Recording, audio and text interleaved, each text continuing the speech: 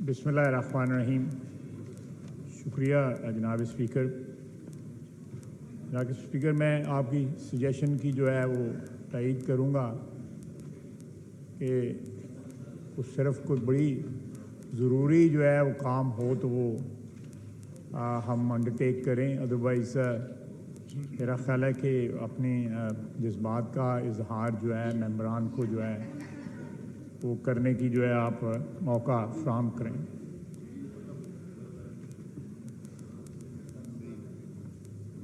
मोहतरमा, order in the house. जनाब तशरीफ फरमा रहे हैं अपनी अपनी नशिस्तों पे। जनाब स्पीकर, जहाँ बहुत सी चीज़ें पिछले सालों के अंदर जो हैं ऐसी हुई जिसके ऊपर हमें दुख भी है और शर्मसार भी हैं,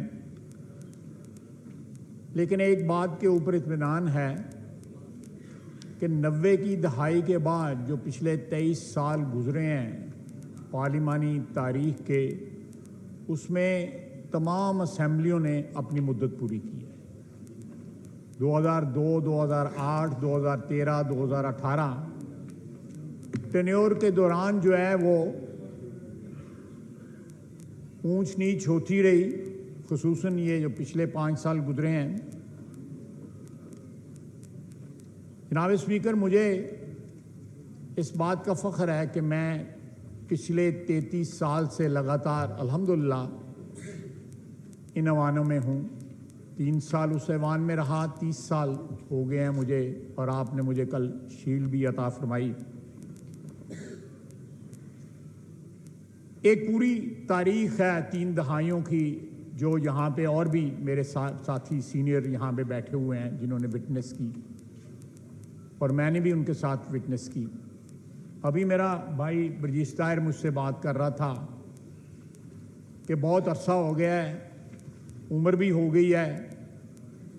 मैं जब आया था 40 साल का था, बाल जो थे काले थे, आज जो है सारे की सारी चांदी हो गई हुई है। तो ये जो सारा इर्तिका है हमारे मुल्क में, पार्लियामेंट का जो इर्तिका है, 90 की दहाई में बदकिस्मती के साथ पहले मार्शल जो थे वो शब खून मारते थे पार्लियामेंट के ऊपर, पार्लियामानी जमहूरियत के ऊपर। उसके बाद 58(2)B वो भी मार्शल ने जो है बजरिया असेंबली जो है एक हथियार आपस में अपने हाथ में ले लिया, जिसकी शिकार जो है बार बार जो है। और फिर एक वक्त आया कि मोहतरमा बेनज़ीर भुट्टो शहीद ने और मियां नवाज शरीफ ने इत्तफाक राय से 52(8)(2)B का जो है ना खात्मा किया, और उसने इन असेंबलियों को जो है 5 साल की मुद्दत पूरा करने की अपॉर्चुनिटी प्रोवाइड की। फिर एक ही जो है वो रह गई हथियार, जो है वो मार्शल का हथियार था, जो अल्हम्दुलिल्लाह पिछले 24-25 साल में 99 के बाद जो है इस्तेमाल नहीं हुआ। लेकिन जनाब स्पीकर, मैं जनरली कोई कंक्लूजन ड्रॉ नहीं करना चाहता, या खुदा न खास्ता जो है मैं पिछले 10 या 15-20 साल की जो हमारी पार्लियामानी तारीख है उसके ऊपर कमेंट नहीं करना चाहता। लेकिन मैंने देखा है वक्त के साथ जो है हमारे यहाँ पे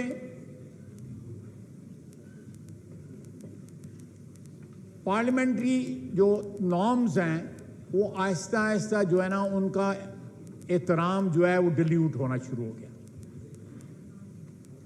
मैं एक बड़ी रोज़मर्रा वाली बात करूँगा। मैं यहाँ फ्लोर पे भी और आपके साथ प्राइवेटली भी ये बात करता हूँ। आप बाहर निकलें, पैदल नहीं चला जाता इन कॉरिडोर्स के अंदर, जो है इतनी यहाँ पे खलकत होती है। खुदा न खास्ता कुछ जैकेट पहन के आ गया तो आप साबित है सिक्योरिटी इज एब्सोल्युटली नोवेयर। ये एक ऐसा चीज़ है, पहले ये लॉबीज़ का एक एहतराम होता था कि मेंबरान के अलावा लॉबी में कोई नहीं आता था। अब खाने के वक्त जो है पता नहीं कहाँ से लोग आके जो है यहाँ पे खाना खाते हैं इन लॉबीज़ के अंदर जो है। तो मेरा ख्याल है कि ये थोड़ा सा ये पार्लियामेंट कुछ तकद्दस हमारे हाथ में है कि हम उसको प्रोटेक्ट करें, कुछ जो है रवायात को इन्फोर्स होना चाहिए, उनको रवायात का जो है एहतराम होना चाहिए ताकि ये तकद्दस जो है वो कायम रहे। दूसरी मैंने इंपॉर्टेंट बात जो नोट की है अपनी पार्लियामेंट्री ज़िंदगी के अंदर कि सर नुमाइश बहुत आ गई। ये ग्रीन नंबर की प्लेटें, ये डाले, ये झंडे, हम आवाम के नुमाइंदे हैं, आवाम के खादम हैं, उनके वोटों से हमें इज्जत मिली है, हमें उनके रंग में ही रंगा रहना चाहिए। हमें जो है ये एक अलहदा अपना स्टेटस जो है वो ज्यूम नहीं करना चाहिए। रात के अंधेरे में भी झंडा लगा होता है, सनसेट के बाद जो है झंडा नहीं लगता। ये झंडे की तकदीस जो है, ये तकद्दस जो है, ये चीज़ डिमांड करती है। हमारे जो एटीट्यूड्स जो हैं वो पहले मैं समझता हूँ कि अवाम के साथ जो राब्ता था या अवाम के साथ जो एक जो रिश्ता था वो बड़ा बराबरी का रिश्ता था। अब हमारे यहाँ पे जो रिश्ता है उसमें बहुत सी ऐसी चीज़ें आ गई हैं जो हम उनसे ज़रा थोड़ा सा एलिवेटेड एक उसके ऊपर जो है स्टेज के ऊपर या एक एलिवेटेड प्लान के ऊपर जो है ना समझते हैं कि हम खड़े हैं। तो मेरा ख्याल है, मैं क्रिटिसिज्म नहीं कर रहा, लेकिन अपने तजर्बे की बुनियाद पे जो है अपने साथियों के साथ और अपने आप को भी जो है सेल्फ क्रिटिसिज्म भी कर रहा हूँ कि ये चीज़ें सामने रखनी चाहिए ताकि आवाम की नज़रों में इस ऐवान के जो मेंबरान हैं उनका एहतराम, उनका तकद्दस जो है वो बढ़े। ये ना हो कि जिस तरह सोशल मीडिया के ऊपर, दूसरे मीडिया के ऊपर, अदरवाइज टॉक शोज़ के अंदर हमारे जो है वो बखिए उधेड़े जाते हैं, कहीं जायज़ और कहीं नाजायज़ जो है। जनाब वाला ये असेंबली जो है 14-15 महीने ख़त्म जो है हो रहे हैं आज इसके, और साथ इस असेंबली की जो है डिसोल्यूशन हो रही है। ये बड़े टर्मोइल वाले 15 महीने रहे हैं। नवंबर तक तो ये पता नहीं था कि आज जा रही है, कल जा रही है, कल सुबह होनी है, नहीं होनी, क्या होना है।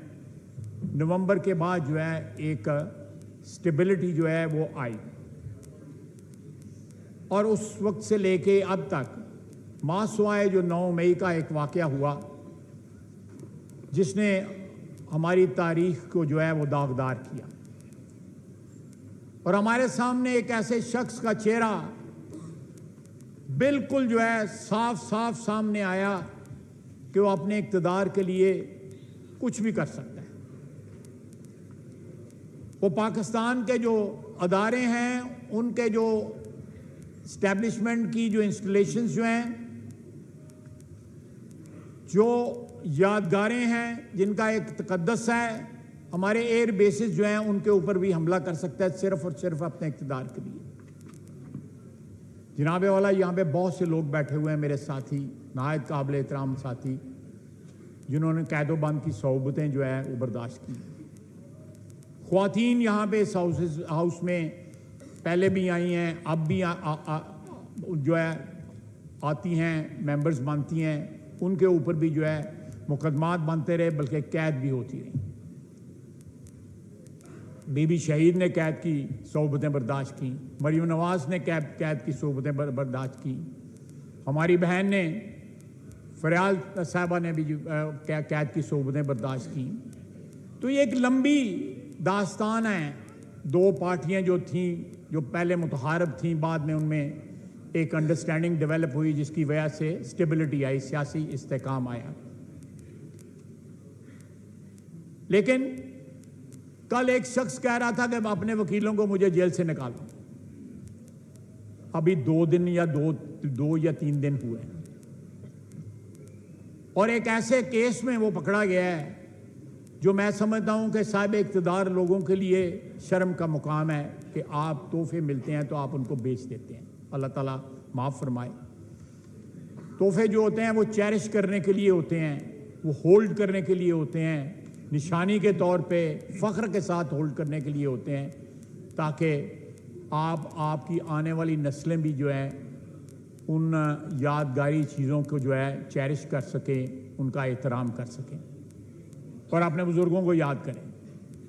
लेकिन उसने सौदागरी की, पहले बेचे, फिर पैसे लिए, पैसे कुछ जमा कराए, कुछ जो है प्रॉफिट के तौर पे अपनी जेब में डाल दी, और हज़ारों लाखों उसके चाहने वाले हैं जो समझते हैं कि ये कोई जुर्म ही नहीं है। आप इससे अंदाज़ा लगाएं कि हमारी ज़हनी पस्ती का क्या हाल है, कितना जवाल आया है हमारी अखलाकी, ज़हनी और माशरती पस्ती की।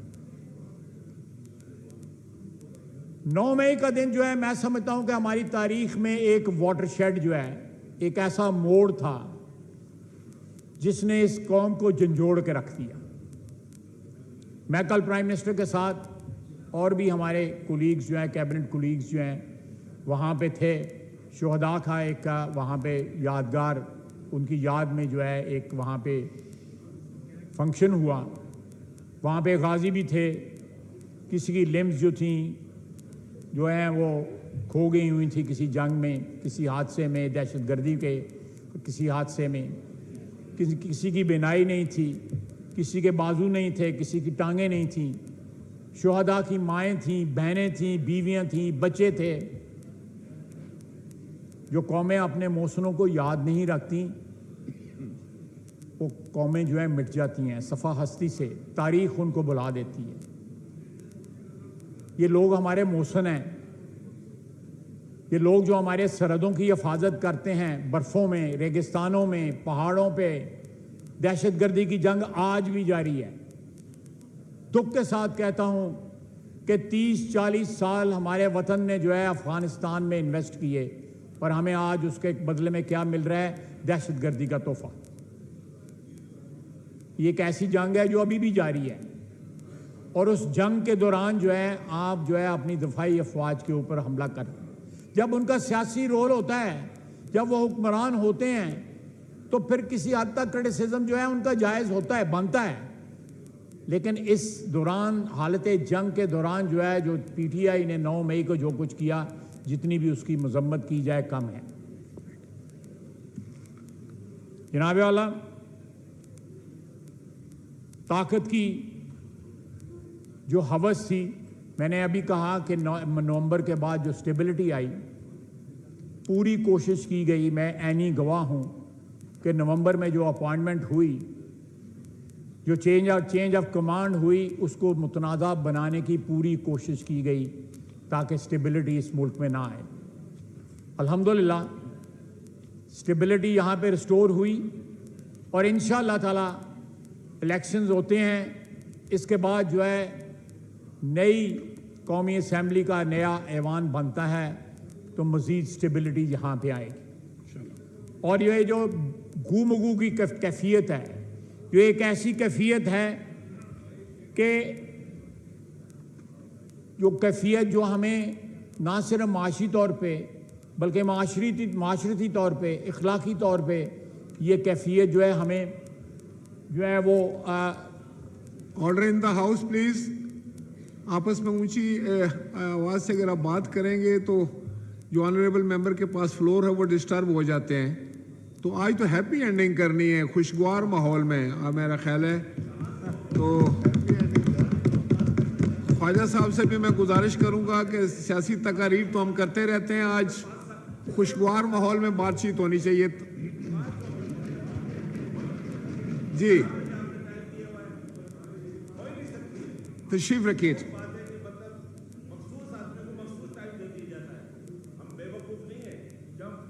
आप तशरीफ रखिए सलाउद्दीन साहब, आप तशरीफ रखिए। अभी तो मैंने कहा है कि आज तो अच्छा मूड रखें, खुश रहें, मुस्कुराएं। आज आप 5 साल गुजार के घर जा रहे हैं वापस, फिक्र की जरूरत नहीं है। मेरे भाई जो हैं वो नाराज़ हो रहे हैं, तो अगर वो इस हॉल में हर वक्त बैठे होते हैं तो आप भी गवाह हैं, मैं भी यहाँ बैठा होता हूँ, तो मैं भी यहाँ पे हाज़िरी पूरी देता हूँ। तो ठीक है, उनका भी हक़ है, जितना मेरा हक़ है उतना उनका भी हक़ है, मैं उसको डिनाई नहीं करता। और वो कह रहे हैं कि मैं कोई तारीख़ बयान कर रहा हूँ। जब तारीख़ से आप इर्रेलेवेंट होंगे तो फिर आपका माजी से इर्रेलेवेंट होंगे, फिर आपका मुस्तकबिल भी कोई नहीं होगा। सीधी बात है। मुस्तकबिल तब बनता है कौमों का जब वो अपने माजी को जो है वो रेलेवेंट रखें। जो है मैं वाइंड अप करते हुए जनाबे कुछ थोड़े से मिनट में, जनाब स्पीकर, इस इलेक्शन में और आने वाली असेंबली में सबसे बड़ा इशू जो है वो इकोनॉमी का होगा। जिस तरह इस वक्त हमारी महंगाई जो है हमारे मुल्क के अंदर बाइट कर रही है अपने एक आम शहरी को, उसका अंदाज़ा शायद ही हम लगा सकते हैं। मैंने पहले भी अपनी तकारीर में कहा कि महंगाई के और मुल्क के सॉल्वेंट होने के, मुल्क के खुद कफील होने के तमाम तर जो रिसोर्सेज हैं वो इस मुल्क के अंदर हैं, और उसमें अदलिया का बहुत बड़ा रोल है। अगर अदलिया जो है वो अपना सियासी रोल जो है थोड़ी देर के लिए सस्पेंड कर दे, जो उन्होंने सियासत में जो है मुदाखलत शुरू की है, और अपना अदालती रोल जो है उसके ऊपर जोर दे। जनाब स्पीकर, 2,670 अरब रुपए के FBR के केसेस हैं अदलिया के पास पेंडिंग, 2,670 अरब रुपए के। अगर इनमें से 50% भी जो अगर रिकवर हो जाएं तो आपके पास जो है तकरीबन 6-7 अरब डॉलर जो है वो आ जाते हैं, लेकिन किसी की तवज्जो नहीं है उस तरफ। इसी अदलिया के सामने एक स्पेक्ट्रम का, मुझे नहीं पता स्पेक्ट्रम क्या होता है, लेकिन ये हमारी जो मोबाइल टेलीफोन है इनका स्टे दिया हुआ है, दहाइयों पुराना स्टे है, 15 साल पुराना स्टे है। $700 मिलियन का अगर स्टे वेकेट हो जाए तो वो बिक सकता है। $700 मिलियन का स्टे दिया हुआ है, क्योंकि स्टे जिसने लिया हुआ है बहुत बड़ा आदमी है, उसका नाम नहीं लोग लेते, उसको रियल एस्टेट टाइकून सिर्फ कहते हैं। एक और कंपनी है, उसने 21 अरब रुपया देना है, उन्होंने 16 साल का स्टे लिया हुआ है। एक और कंपनी है, उन्होंने 70 अरब रुपए के ऊपर स्टे लिया हुआ है। सर ये आप जो मैं आपको कह रहा हूं, ये $1.5-2 बिलियन तो ये बन जाता है 3 केसेस में, 4 केसेस में, जिस पे अदलिया ने स्टे दिया हुआ। अगर मैं ये बातें करी तो मुझे तौहीन अदालत में को पकड़ लेगा। मैं इसलिए यही बातें यहां पे कर रहा हूं कि मुझे यहां पे इम्यूनिटी है और आपकी प्रोटेक्शन है। यहां पे जिस मुल्क में टैक्सेस का ये हाल हो कि आप रिकवर नहीं कर सकते, आप गवर्नमेंट का या हुकूमत का जो हक है, जो पाकिस्तान की आवाम का हक है, वो रिकवर नहीं कर सकते, वो मुल्क किस तरह सॉल्वेंट होगा? दूसरा जनाब स्पीकर, 4,000 अरब से ज्यादा इस वक्त सर्कुलर डेट है हमारा, गैस का और बिजली का। आप उसमें कमी कर रहे हैं। करप्शन जो है, जिस तरह हमारी करप्शन आहिस्ता आहिस्ता हमारे मुल्क के जो माशी ढांचे को खा रही है, बिजली चोरी, टैक्स चोरी, गैस चोरी, आप अंदाजा नहीं लगा सकते कि शहरों के दरमियान बड़ी बड़ी मार्केटों के अंदर 82% जो है वो बिजली चोरी होती है। 80% आप वजीर रहे हुए हैं इस महकमे के। सर ये मुल्क किस तरह सॉल्वेंट होगा? नहीं सॉल्वेंट हो सकता जब तक यहां पे जो करप्शन, और ये हमारी जो करप्शन जो है, पावरफुल तबके की करप्शन जो है, वो एक्चुअली पॉवर्टी को फीड कर रही है, वो गुर्बत बढ़ा रही है, वो महंगाई बढ़ा रही है। हमारे पास रिसोर्सेज फ्रॉम विदिन हैं, हमें किसी IMF की जरूरत नहीं है, किसी वर्ल्ड बैंक की जरूरत नहीं है, 1-1, 1.5, 2-2 बिलियन डॉलर के लिए। और जब हमारे मुकदमात जो हैं यहाँ पे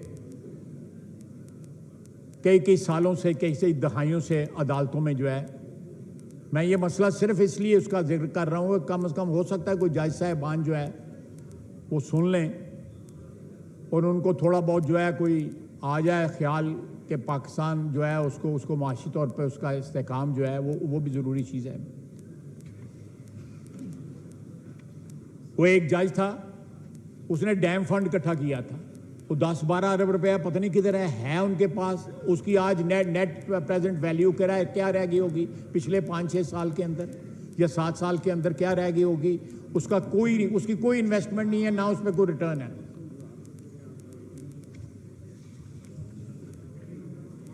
इनाम वाला, मेरा ख्याल है कि प्राइम मिनिस्टर साहब ने भी आना है। जी। मेरा ख्याल है आपको पैगाम आया हुआ है। जी जी मैं ज़्यादा वक्त नहीं लूँगा। मरियम भी आ गई है, उसने कोई लेजिस्लेशन भी करानी है, तो मैं उसमें रुकावट नहीं बनूँगा। लेकिन मैं इन अल्फाज के साथ कि पिछले 15 महीनों के अंदर इस असेंबली ने जो जंग लड़ी है वो हमारी तारीख का एक बहुत रोशन बाब है।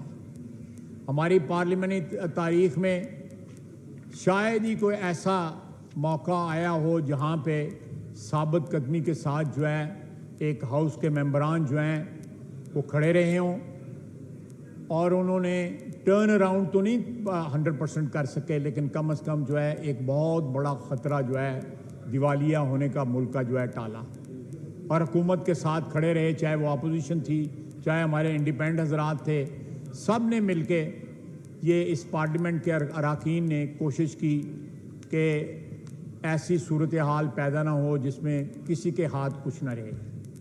और मैं इन्हीं अल्फाज के साथ अपने दोस्तों से, अपने भाइयों से, अपनी बहनों से तवक्को रखता हूँ कि अगले इलेक्शन में जो है सब लोग वापस आएँ और बेहतर परफॉर्म कर सकें, जो कंपल्शन या रुकावटें और जो खंडरात जो है पुरानी हुकूमत जहाँ पे छोड़ गई थी, हम अभी उन्हीं को संभाल रहे हैं। उस पर कोई अमारत तामीर नहीं हो सकी। वो अमारत तामीर वही तभी होगी जब एक स्टेबल हुकूमत इन इलेक्शन के रिज़ल्ट में बने और वो स्टेबिलिटी के साथ, कॉन्फिडेंस के साथ, इस्तेकाम के साथ जो है पाकिस्तान की आवाम की मुश्किलात दूर करें, अपना एजेंडा पूरा करें, जिसके सरे फहरिस्त जो है महंगाई है और माशी बदहाली से जो है जान छुड़ाना है। वमा अलैना इल्लल बलाग।